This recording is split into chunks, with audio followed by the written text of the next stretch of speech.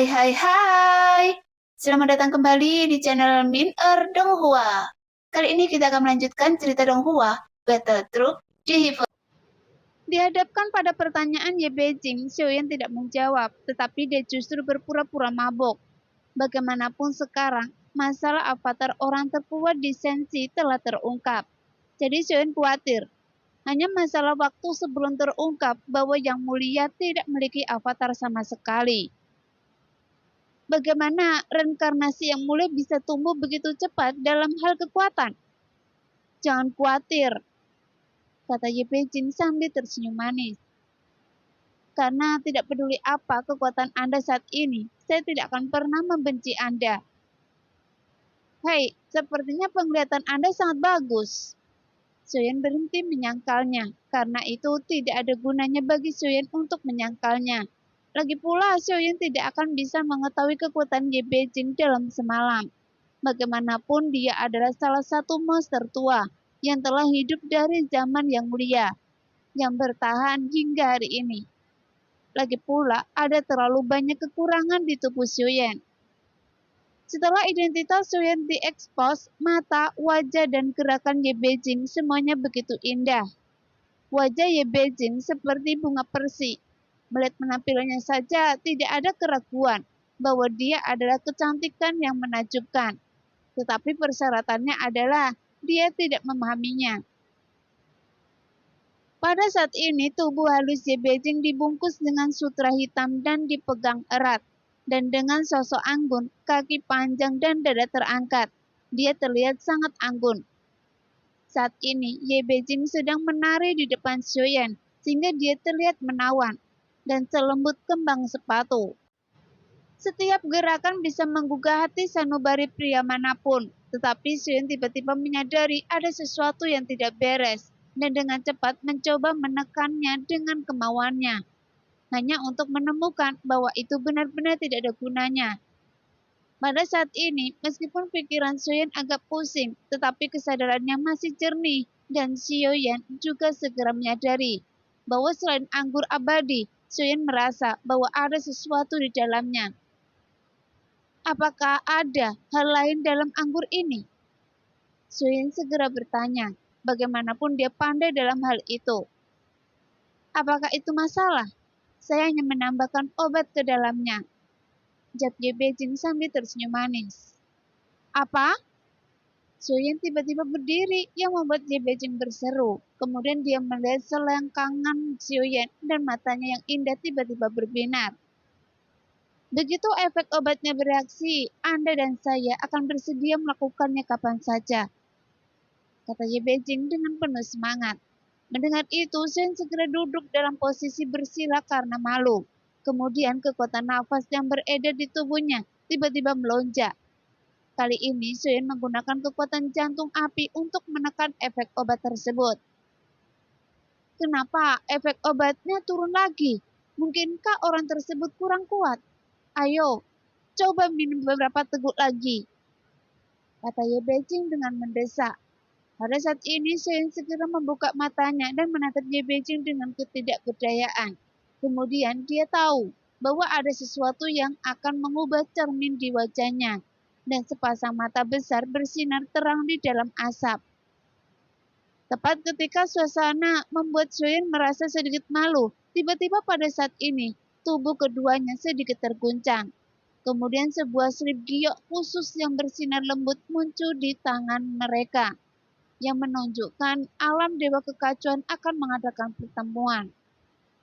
Dengan cahaya bersinar di sudut mata Xiaoyan, sehingga tanpa disadari, Ye Beijing juga sedikit tidak senang dengan alam dewa kekacauan. Karena sungguh menyedihkan, mereka mengadakan pertemuan pada saat seperti itu. Meski demikian, Xiaoyan sangat senang di dalam hatinya, karena dia tidak menyangka pertemuan alam dewa kekacauan akan terjadi tepat waktu. Sepertinya dia akan pergi ke dalam api dan air. Ayo kita lihat mengapa pertemuan alam dewa kekacauan diadakan kali ini.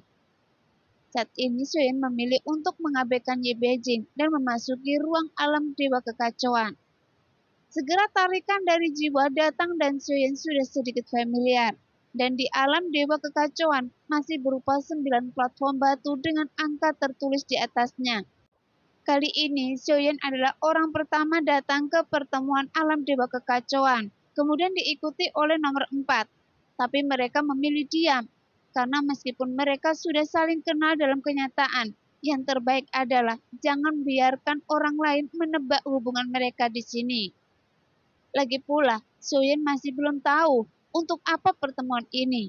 Apakah ini hanya sekedar pertukaran status dan informasi tentang dunia masing-masing? Atau ada sesuatu yang lainnya? Namun, setiap orang juga punya jawaban di hati masing-masing. Hanya saja Xiaoyan tidak tahu apa peran pertukaran informasi dan apa gunanya. Lagi pula, mendapatkan informasi dari dunia lain bukanlah hal yang baik untuk dunia mereka sendiri. Seolah-olah mereka bisa melindungi dunia mereka sendiri dengan lebih baik. Namun kenyataannya sebaliknya. Jika ada orang memiliki ide yang tidak dapat diprediksi di antara mereka, maka informasi tersebut akan digunakan preferensi mereka sendiri. Lalu untuk apa mereka berkumpul di sini? Jika mereka berkumpul di sini untuk saling membantu dan tumbuh bersama, tapi pasti ada alasan lain di balik itu yang Xiaoyan tidak tahu. Dan jawabannya mungkin hanya diketahui oleh nomor 1. Bagaimanapun dia adalah penyelenggara pertemuan di sini. Tapi apa tujuannya yang sebenarnya? Memikirkan hal ini, Xiaoyan hanya bisa tersenyum pahit. Setelah Xiaoyan yang pertama masuk dan diikuti oleh Ye Beijing platform batu, mereka semua mulai berkumpul satu demi satu. Sampai sosok biru samar berdiri di ke-9 platform batu. Oke, karena semua orang sudah hadir, jadi mari kita mulai pertemuan ini. Sebagai penyelenggara dalam pertemuan ini, tentu saja nomor 1 tidak akan berpartisipasi dalam pertemuan ini, dan dia hanya akan memberikan beberapa tugas pada semua orang. Karena Xiaoyan berhasil menyelesaikan satu tugas dan menerima hadiah sebelum rapat dimulai. Ada berita yang ingin saya sampaikan kepada Anda, yaitu sebelum kita mengadakan pertemuan, suara Zhang Mixi yang dalam dan kacau keluar. Begitu kata-kata nomor 2 keluar, semua sosok jatuh ke dalam keheningan. Dan saya juga mengetahui sesuatu tentang keheningan dalam pertemuan terakhir. Lagi pula Xiaoyan memang pernah melihatnya, dan itu adalah hal yang nyata. Tapi Chang Mixi juga seorang yang cukup aneh, karena tidak ada yang tahu apa yang mereka lakukan secara spesifik. Meskipun sebagian orang mengatakan bahwa peran mereka adalah menjaga keseimbangan dunia. Namun apa yang tidak disangka Xiaoyan adalah, di antara 9 orang itu ada seseorang dengan kemampuan menghancurkan mereka.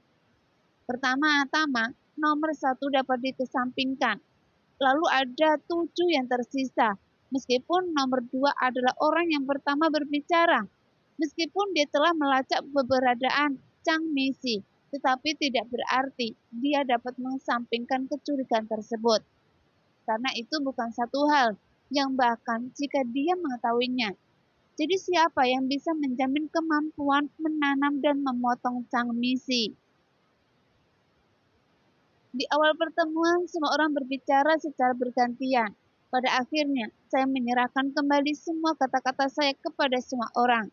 Karena sungguh mengejutkan bahwa Chang Mixi yang telah saya lacak begitu lama sebenarnya ada di antara kita. Dan saya pasti akan memburunya. Pada saat ini, Hua Chan yang merupakan nomor 2 bicaranya dulu. Sejak awal, dia sepertinya sangat membenci Chang Mixi. Jadi dia terus berbicara, karena ketidakikutsertaannya itu menimbulkan perselisihan di alam misterius surga barat. Jadi tidak heran jika ternyata di antara kita sebelumnya mengatakan bahwa tidak ada perselisihan di alam misterius langit barat. Sejak pertemuan itu, perdamaian antara para dewa dan iblis menjadi sunyi selama 10.000 tahun. Kemudian, pendebat dikalahkan dan mengambil kendali divisi penghancuran. Tapi mungkin saya tidak berpikir bahwa di perselisihan antara dewa dan iblis di alam misterius surga barat juga karena mereka. Jika itu masalahnya dan itu semua karena orang yang bertanggung jawab atas kehancuran ini, Makasih, kita harus menemukannya di antara kita semua. Pada saat ini giliran nomor 3 yang berbicara, namun nadanya tidak enak didengar, seolah-olah dia sangat marah. Saya dari dunia kuno Dewa Iblis Abadi dapat memastikan bahwa penghalang dunia kuno Dewa Iblis Abadi telah diperbaiki sekarang. Mungkin seperti yang dikatakan semua orang, ini juga terkait dengan divisi penghancuran.